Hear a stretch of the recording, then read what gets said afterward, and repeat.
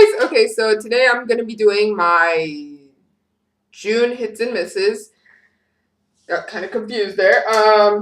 So basically I'm just going to be going over most of the things I put in my haul videos this month. So I guess I'll start with this lipstick. This is by the Maybelline Vivids, and it does look rather intimidating. I mean, it's purple. It's like the deepest one out of the whole group of Vivids. But it really doesn't come off as pigmented as it is. You guys can see it's like a lighter pinkish purple. I usually just put like a light layer like that. And then just like a clear, like a champagne-y lip gloss over it. And it gives kind of like this pinkish purple hue, but more like a stain. So I actually really liked it. I thought I was going to be like rather intimidated by it and like not be able to wear it. But I wore it at work and even people said they liked it. So I like it. It's pretty. Next, I guess I'll talk about, I mean, this should come as no surprise. It's one of the Maybelline color tattoos, and this is in the color Barely Branded. A lot of people get this one just because it's such a staple color. I feel like if you're going to have any kind of base, it should be probably a champagne color or a white. Because that way you can make pretty much any color pop just because it looks so much more vibrant and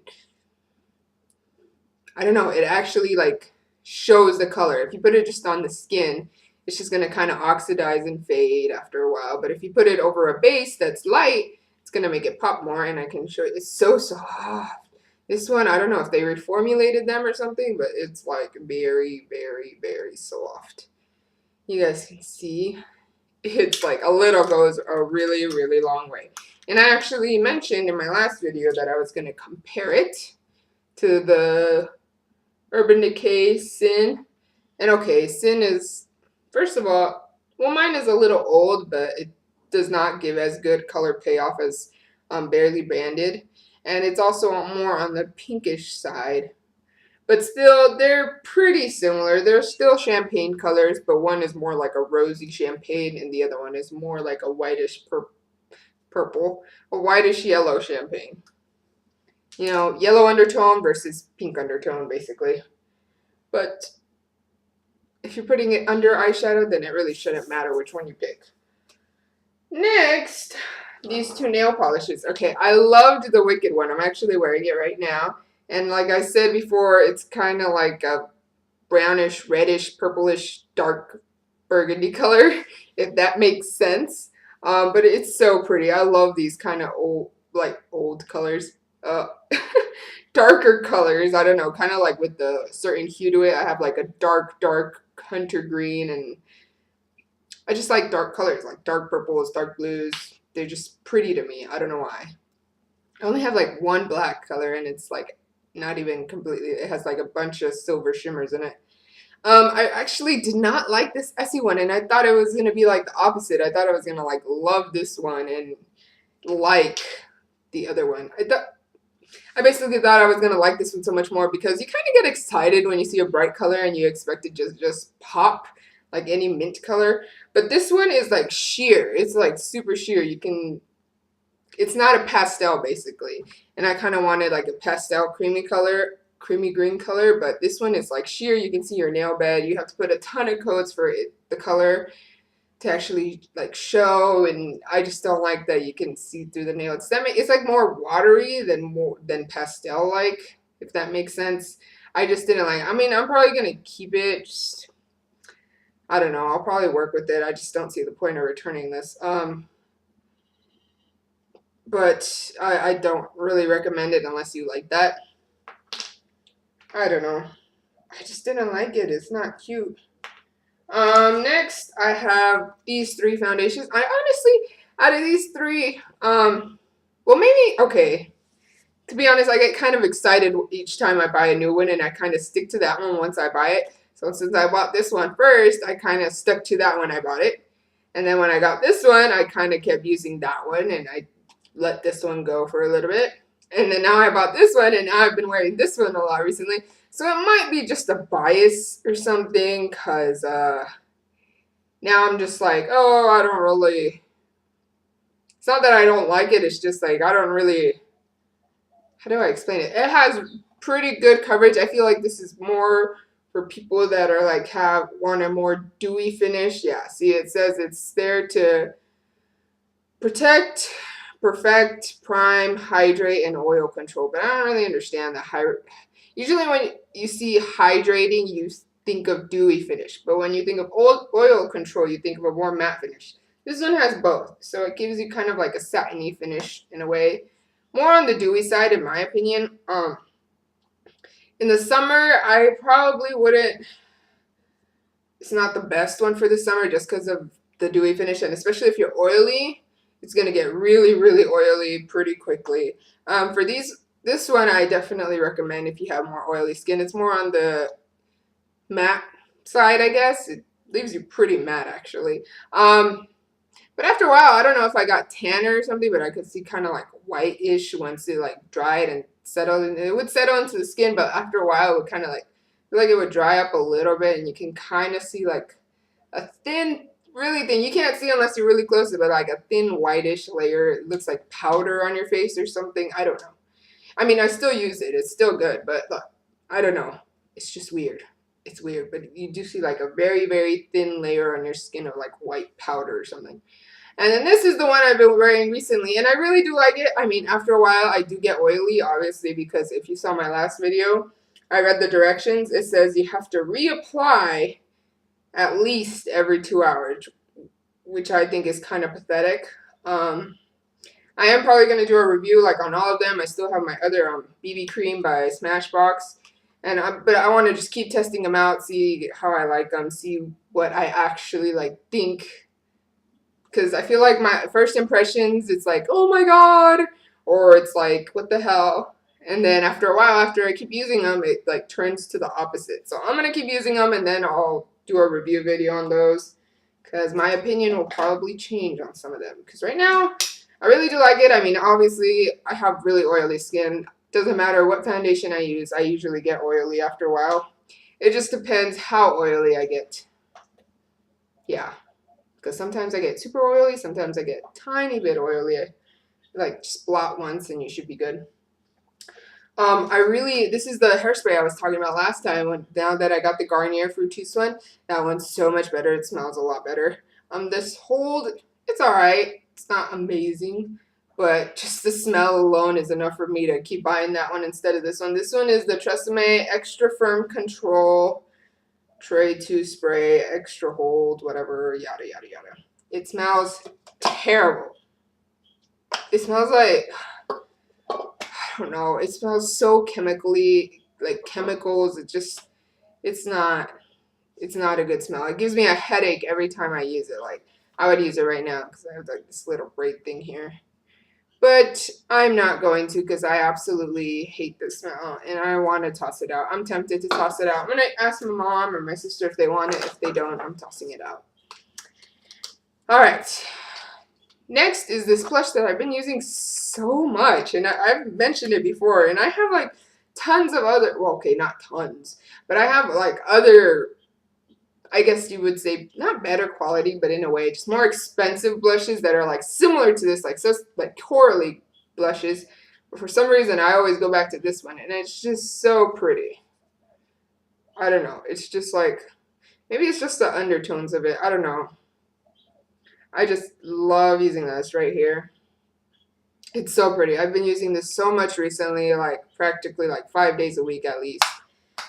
It's just beautiful. And that is the Sephora blush in Coral Crush. Alright, and then I just have some lip products, and that's pretty much my review. I only want to show this one because I wanted to compare it to Riri Woo. Okay, this is kind of, I probably shouldn't be including this, but I wanted to give you guys a quick first impressions of it. And I think it has an air bubble. Oh my god, I was wondering what that little bump was. Can you guys see that little bump right there? That white spot, it's like a bump. Can you guys see? And I'm kind of scared to use it now. I don't want it to like crumble or something. But I'm going to use it anyways, so. Well, let me talk about the other ones first, because if I'm going to get devastated, I'm probably going to end the video there. This is probably like my all-time favorite nude lipstick, and it's practically gone now. And this is the Tarte lipstick in the Buff. It's the La Creme lipsticks, and it's just like the perfect nude lip for me. I just love it. And this is because of that one, I got this one, and this one's okay. It's just not. See, this is how much they are when you buy it, and this is how much I have left. That doesn't normally happen with me. I usually don't use all my lipsticks up right. Oh! I just hit the pink one. It takes me a very, very long time to use up my lipstick, so that's a good thing that I used it up. But now I have to go buy another one. No! But however, when I use darker colors, I kind of like to pick matte because if you get it on your face, it just like smears, and since it's like glossy finish, it just goes everywhere. I feel like a matte lipstick is gonna stay put.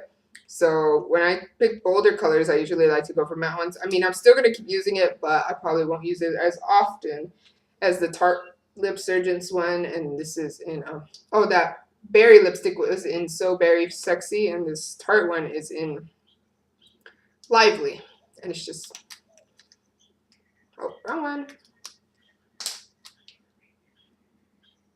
Let me show you guys. You guys can see the difference.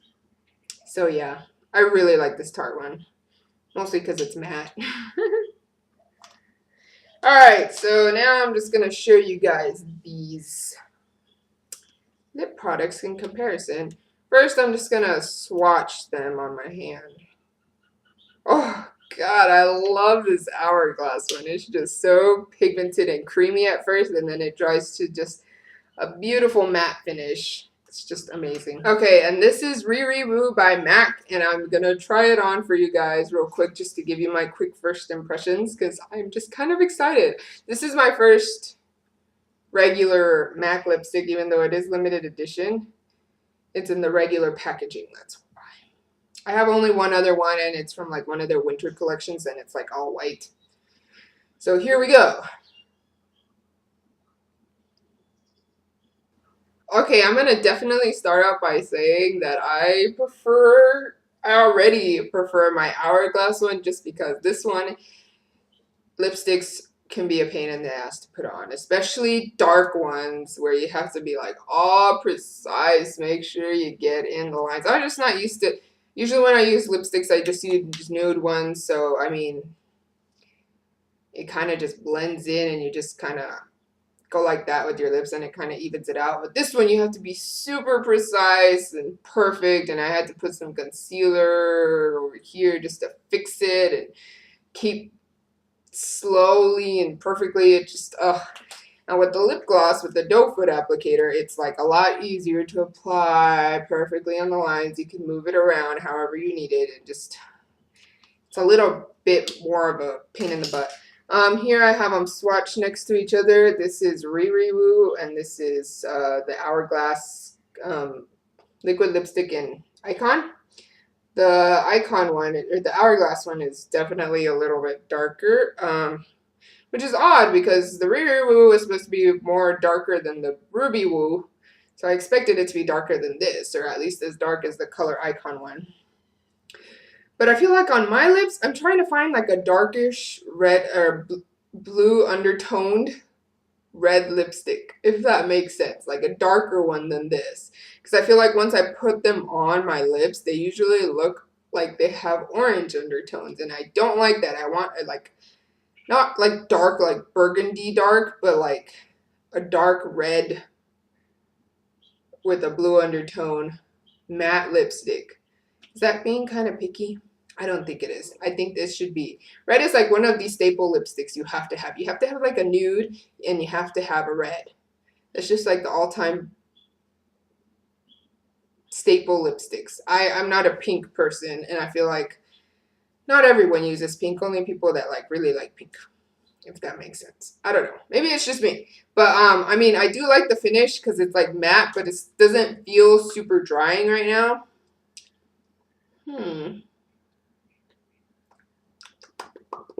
It's like matte, but it feels moisturizing at the same time. Does that make sense?